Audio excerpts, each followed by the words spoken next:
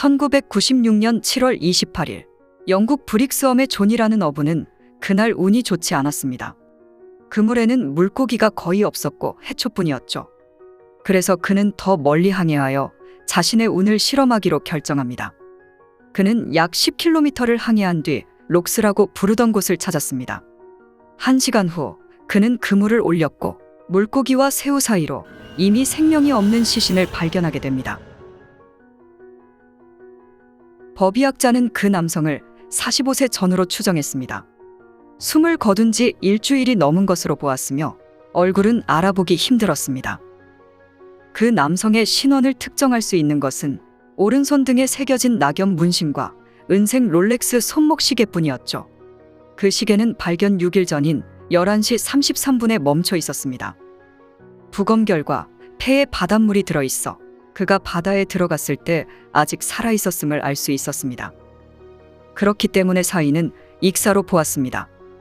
그곳 바다에는 사라는 사건도 종종 있었기 때문에 경찰은 처음부터 이 사건을 특별하게 생각하지 않았습니다. 그러나 한 가지 고민스러운 것은 그 남성의 신원을 확인할 수 없다는 점이었죠. 우선 경찰은 브릭스엄 지역의 숙박업소 등을 조사했고 이 기간 동안 많은 사람들이 낚시를 하러 왔지만 실종 신고는 없었습니다. 또한 데이터베이스에도 그 남성과 일치하는 지문은 없었습니다. 몇 주가 흘렀지만 여전히 남성의 신원을 알아내지 못했고 오랫동안 그를 냉동고에 보관해야 했습니다. 법의학자는 어느 날 친구에게 그 남성에 대해 말했고 그때 그 친구는 잡지에서 읽은 글을 떠올렸습니다. 친구는 롤렉스 시계가 진품이라면 1년 번호가 있을 것이라고 알렸죠. 당시에는 인터넷이 보편화되지 않았고 또한 수사관들은 고급 브랜드에 대해 잘 알지 못했기 때문에 1년 번호에 대해 생각할 수 없었던 것이었죠. 경찰은 롤렉스 지점에 연락했고 관계자는 만약 그 시계가 정품이라면 1년 번호가 있을 것이라고 알렸습니다. 그 롤렉스 시계는 지점으로 보내졌고 다행히 진품으로 밝혀졌습니다. 또한 그 시계는 3차례 수리한 이력이 있었습니다. 수리를 맡겼을 때 주소는 모두 달랐지만 이름은 모두 한 사람의 이름이었습니다. 마침내 경찰은 로날드 조셉 플랫이라는 이름을 알 수 있었습니다. 경찰은 그의 이름을 토대로 그의 거주지를 찾아낼 수 있었습니다. 그의 주소지는 첼름스퍼드로 시신이 발견된 곳에서부터 차로 5시간 거리에 있었죠. 경찰은 그의 주소지로 향했고 집주인은 로날드가 6월 21일 이사를 갔다고 알렸습니다. 집주인은 로날드에 대해 잘 알지 못했지만 그가 집을 빌렸을 때 제공한 추천서를 보여주었습니다. 그 추천서를 쓴 사람의 이름은 데이비드였고 자신의 전화번호를 남겼었습니다. 경찰은 데이비드에게 연락했고 데이비드는 다음 날 경찰서를 찾았습니다. 데이비드의 첫인상은 50대 초반으로 보였고 털털하고 자신감이 넘쳤습니다. 데이비드는 자신의 국적을 언급하지 않았지만 경찰이 그의 억양을 들었을 때 아마도 미국인일 것이라고 추측했습니다. 그리고 데이비드는 로날드에 대해 많은 정보를 제공했습니다. 로날드는 1960년대에 군복무를 했으며 일레인이라는 전 여자친구가 있었고 그가 캐나다를 그리워해서 손등에 단풍잎 문신을 새겼다고 말했습니다. 로날드는 몇 년 전 캐나다에 정착할 생각으로 갔다가 얼마 전 영국으로 다시 돌아왔다고 알렸습니다. 그리고 6월 말쯤 로날드를 만났는데 그때 그가 프랑스로 가서 다시 시작해보고 싶다며 큰돈을 빌려간 뒤 연락이 끊겼다고 말했습니다. 데이비드는 친구의 죽음에 대해 매우 슬퍼하는 모습을 보이기도 했었죠. 데이비드는 앞으로 도울 일이 있으면 최대한 도와주겠다며 자신의 주소를 경찰에게 적어주었습니다. 경찰은 로날드가 영국에서 프랑스로 가는 도중 사고로 바다에 빠진 것으로 보았고 이 사건을 종결하려고 했습니다. 그러나 한 경찰관은 이 사건이 석연치 않았습니다. 로날드는 6월 21일 자신의 집을 떠났고 7월 28일 바다에서 발견되었습니다. 그렇다면 그 한 달 동안 그는 어디에 있었던 것일까요? 그 경찰관은 사건을 종결하기 전에 로날드의 행적을 알아봐야 한다고 느꼈습니다. 데이비드가 로날드를 마지막으로 본 사람이었기 때문에 다시 한번 그에게 연락하게 됩니다. 그러나 몇 차례 전화를 걸어도 무슨 일인지 연결은 되지 않았습니다. 결국 경찰관은 데이비드가 알려준 주소로 향하게 됩니다. 그곳은 시골이었고 황량했으며 이정표도 거의 없었죠. 그래서 한참을 돌아다닌 끝에 그 주소지를 찾을 수 있었습니다. 그곳에 도착한 후 노신사가 모습을 보였습니다. 그리고 경찰관은 이곳이 데이비드 집인지 물었습니다. 그러자 그 노인은 고개를 절레절레 흔들며 그런 사람은 없다고 말했습니다. 그리고 그 노인은 옆집에 로날드라는 사람이 살고 있다고 알렸습니다. 그 노인은 옆집 가족이 3년 동안 이곳에 살고 있으며 로날드라는 남성은 키가 큰 미국인 남성이고 젊은 아내 노엘과 3살 된 큰딸이 있고 작은 딸은 갓난아기라고 알렸습니다. 그리고 로날드가 주식과 투자 매매를 하는 것 같고 그에게 요트가 있다고 알렸습니다. 경찰관은 그 노인을 설득해 어떤 말도 하지 말라고 부탁했고 그 경찰관은 즉시 동료들에게 이 사실을 알렸습니다. 경찰관들은 이 사건에 대해 철저한 조사가 필요하다며 의견을 모았습니다.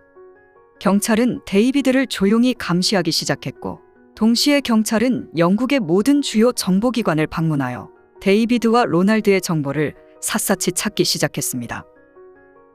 데이비드와 관련된 파일은 단 하나뿐으로 1945년 영국을 떠난 뒤 귀국한 기록이 없었습니다. 분명한 것은 현재의 데이비드가 아니라는 것이었습니다. 적어도 진짜 데이비드는 70세 이상이기 때문이었죠. 그리고 두 아이의 출생증명서의 부모는 아버지는 로날드 플랫이었으며 어머니는 노엘 플랫이었습니다. 한편 진짜 로날드가 최근 3년간 캐나다에서 실제 생활해 왔다는 사실을 알 수 있었습니다. 그리고 경찰은 데이비드가 말한 로날드의 전 여자친구인 일레인을 찾을 수 있었습니다. 일레인은 로날드의 소식을 듣고 속상해하며 로날드의 삶에 대해 말하기 시작했습니다. 경찰을 놀라게 한 것은 일레인도 데이비드에 대해 잘 알고 있었고 그녀를 통해 로날드와 데이비드가 서로 알게 되었다는 것입니다. 로날드는 1945년 3월 22일생으로 캐나다에서 자랐으며 그의 아버지가 퇴임한 후 영국으로 이주하게 됩니다. 로날드는 항상 어린 시절 캐나다에서 보낸 향수로 가득 차 있었죠. 영국으로 온 후 군에 입대한 로날드는 결혼해 아이도 가졌지만 결혼 생활은 곧 파경에 이르렀고 이후 처자식과 연락이 끊어진 상태였습니다. 이후 거의 10년 동안 로날드는 일레인을 만날 때까지 혼자 외롭게 살아왔습니다. 1989년 어느 날 미술품 경매장에서 근무하고 있던 일레인에게 한 고객이 찾아왔고 그 고객은 가장 비싼 그림을 보고 싶어 했습니다. 그리고 그 고객은 자신이 데이비드이며 미국인이라고 설명했고 영국에 정착할 계획이라고 말했습니다. 그렇게 데이비드와 일레인은 대화를 이어가게 됩니다. 그곳을 떠나기 전 데이비드는 일레인에게 자신을 위해 일하러 오라며 지금 받는 월급보다 훨씬 더 많이 주겠다고 말했죠. 일레인은 그때 데이비드가 약간 괴짜같이 보였지만 부자일 것이라고 추측했습니다. 그렇게 일레인은 직장을 그만두고 데이비드 회사에 입사하게 됩니다. 이후 일레인은 데이비드에게 자신의 남자친구인 로날드를 소개해 주었죠. 데이비드는 일레인에게 후한 급여를 지급했을 뿐 아니라 두 사람 모두 회사의 이사가 되도록 하는 등 아낌없이 베풀었습니다. 일레인의 주요 업무는 다양한 유럽 국가를 돌아다니는 것이었고 로날드는 종종 그녀와 동행했었죠.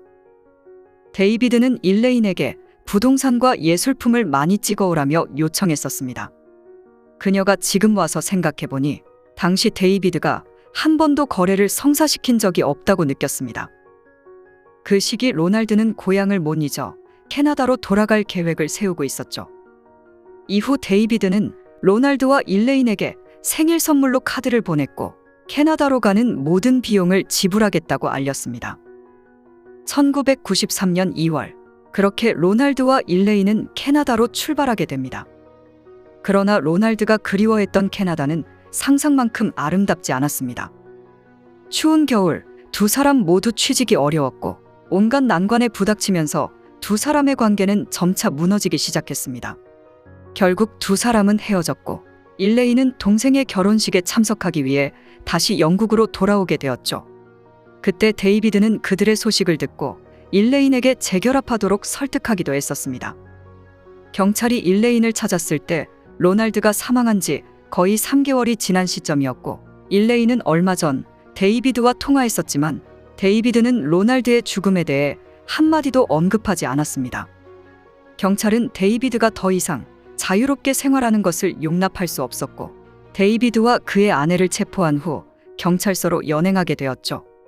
체포 당시 노엘은 차분한 모습을 보였지만 아기용품이 들어있는 가방을 꼭 챙겨가야 한다며 고집했습니다.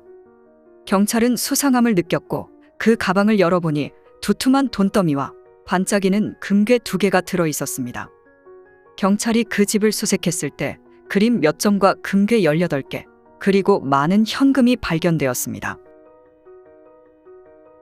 이후 경찰이 노엘을 신문한 결과 그녀는 데이비드의 아내가 아니라 데이비드의 친딸이라는 사실이 밝혀졌습니다.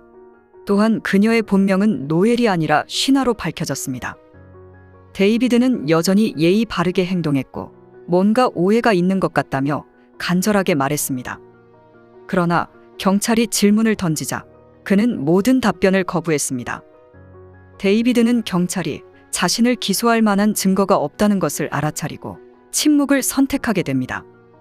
이제 경찰이 할 수 있는 유일한 방법은 증거를 찾는 것뿐이었습니다. 그러나 현 시점에서 그를 사건과 연결시킬 수 있는 증거는 아무것도 없었죠. 데이비드를 명의도용으로 기소할 수 있었지만 명의도용은 경범죄이기 때문에 그는 곧 석방될 것이 분명했습니다. 로날드 살해 혐의로 그를 기소할 경우 그를 일주일 동안 구금할 수 있었고, 그래서 경찰은 일주일 안에 어떻게든 증거를 찾아야 했습니다.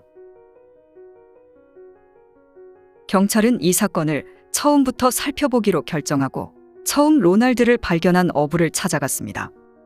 경찰과 대화 도중 어부는 그날 시신을 발견했을 때 닻이 함께 올라왔다고 설명했습니다.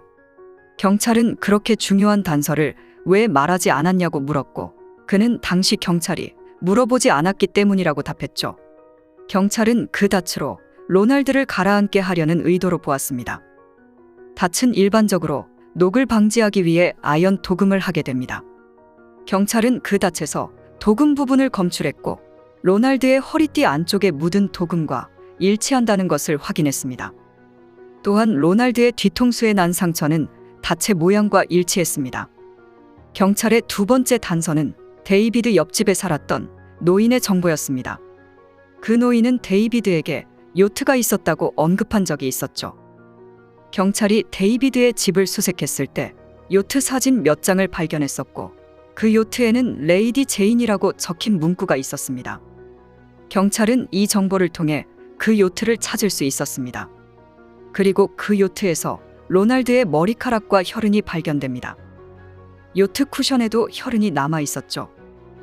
이 요트가 바로 범행 현장이었던 것입니다.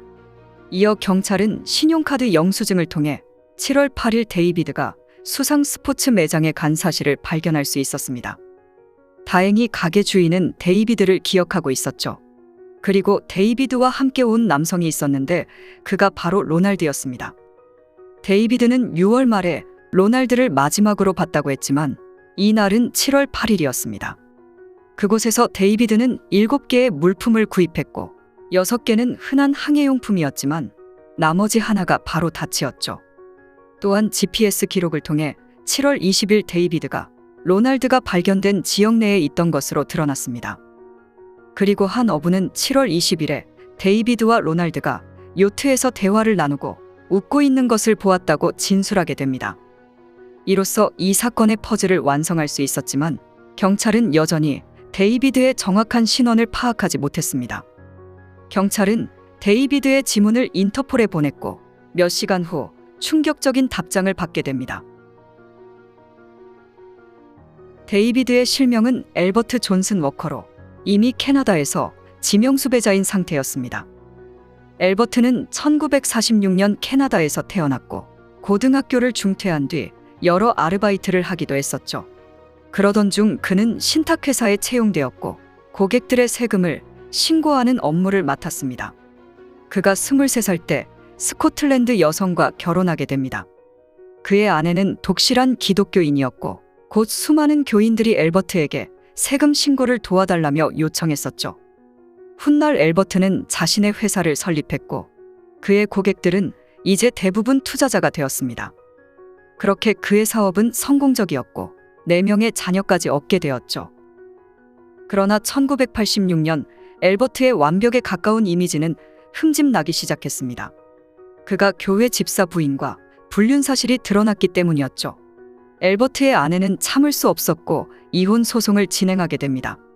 그런데 4명의 자녀 모두 아버지 편에 섰고 자녀들은 이혼에 대한 책임이 어머니 때문이라고 느꼈습니다. 이때 그의 아내는 가정폭력으로 엘버트를 신고하게 됩니다. 그래서 그때 엘버트는 자신의 지문을 남겼던 것이었죠. 1990년 엘버트는 스위스로 스키를 타러 간다는 구실로 당시 15세의 둘째 딸인 쉬나를 데리고 유럽으로 가게 됩니다. 그러나 이때 엘버트는 고객들의 재산 320만 달러를 횡령한 상태였습니다.